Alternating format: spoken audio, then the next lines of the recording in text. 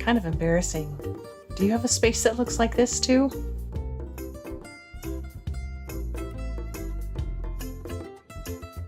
Joy Lab.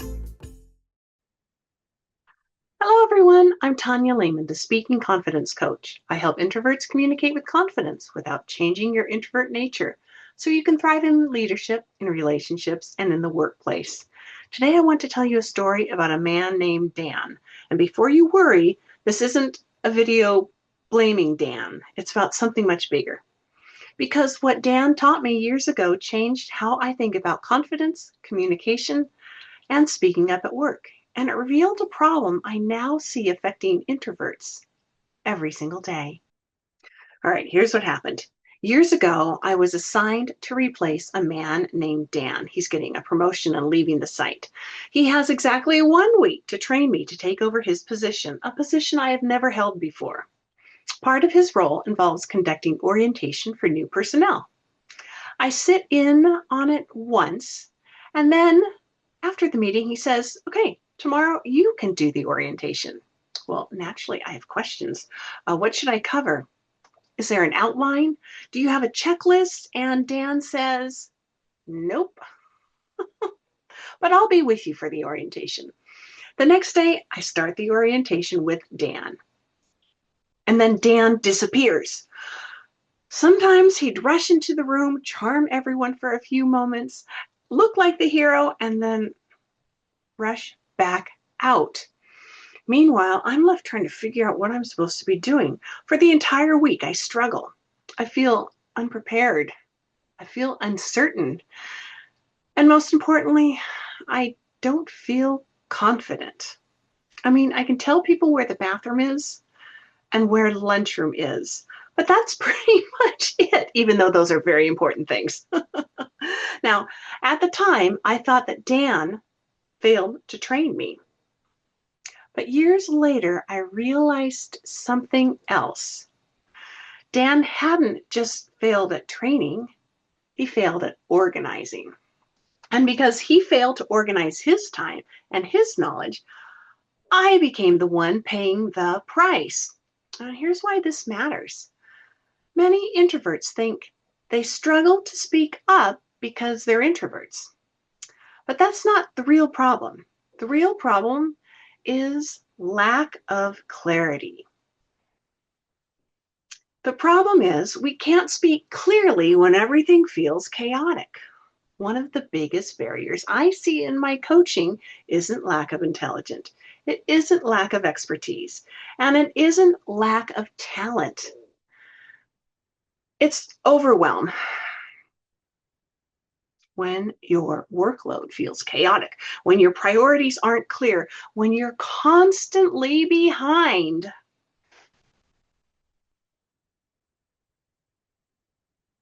When you're trying to keep track of everything in your head, it's incredibly difficult to speak with confidence because confidence grows from clarity, and clarity grows from organization.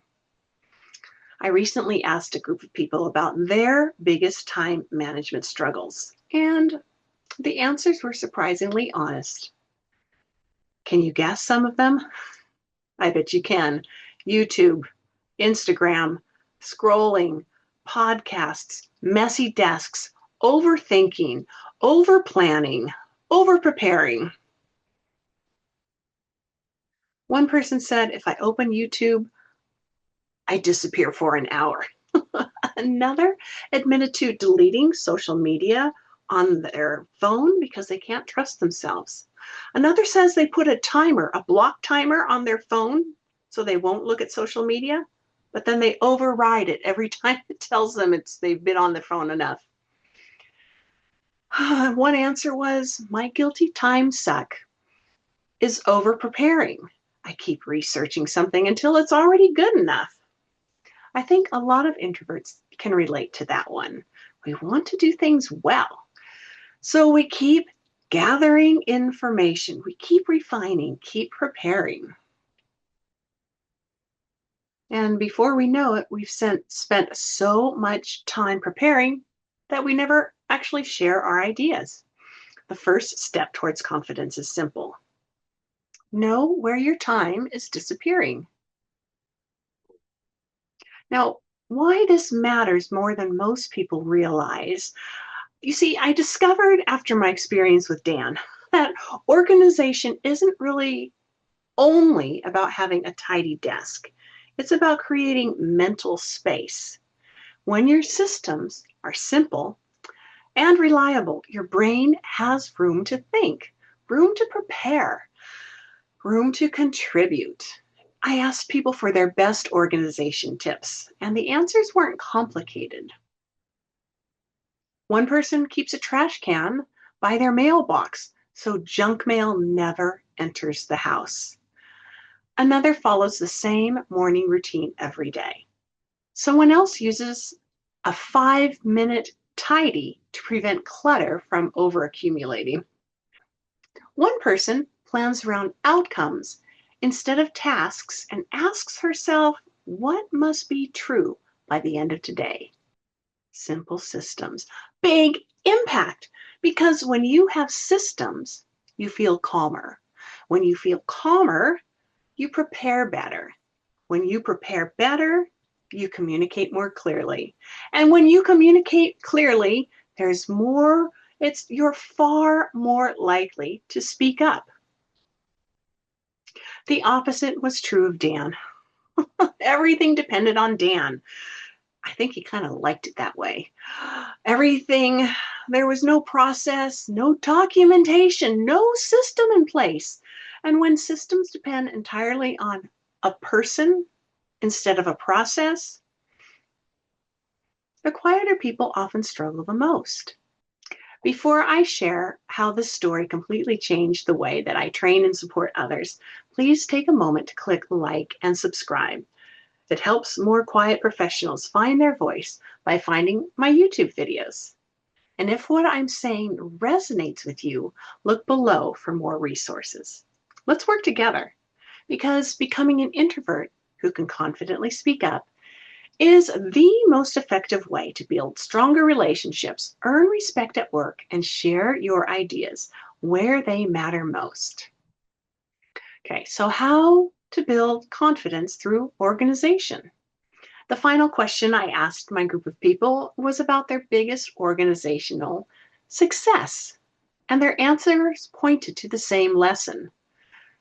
Protect what matters the most. One person doubles recipes every time they cook and freezes half for later. Another writes down only 3 priorities for the day. One business owner focuses on 3 non-negotiable activities every week. Someone else has a nightly routine. Get everything out of your head, choose 3 priorities, define what done looks like, and identify the first tiny step. Notice what all these systems have in common. Well, 3 was there a lot. But more importantly, they protect energy. They protect attention. And that's especially important for introverts. Because when your energy is constantly being drained by chaos, there isn't much left for leadership, communication, or visibility. But when your priorities are clear, something powerful happens. You begin speaking with greater confidence. Not because you suddenly became an extrovert, but because you know what matters and you know what comes next. Looking back, Dan probably thought he was saving time, but because he refused to slow down and create a system, he created confusion instead. And for a while, I paid the price. I felt uncertain, unprepared, and frankly, not very confident. But then I made a decision. I never wanted to do that to someone else. So I started documenting everything. I made charts, lists, processes, diagrams. By the end of my assignment, I had become the subject matter expert at orientation and all of the other jobs that Dan had. When I handed my replacement those charts and system, I wasn't just giving him information, I was giving him confidence. Because confidence often comes from knowing what to do next. So here's what I've learned. Know your time traps. Build simple systems. Protect what matters. Because organization doesn't just save time, it creates clarity.